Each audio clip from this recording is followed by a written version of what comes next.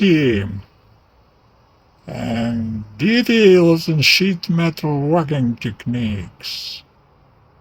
And now we start, and we start with two paper panels which we should to connect correctly.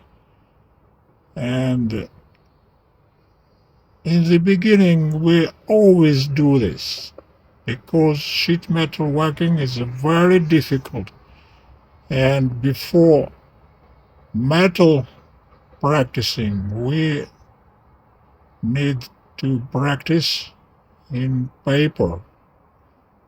And so it looks like this, and we prepare our panels, the left side and the right side, and begin with horizontal.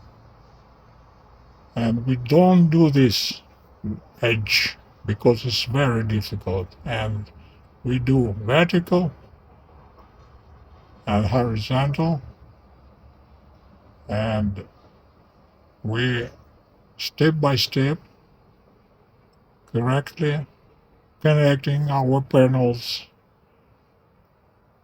And so we begin, and we're connecting two panels correctly, like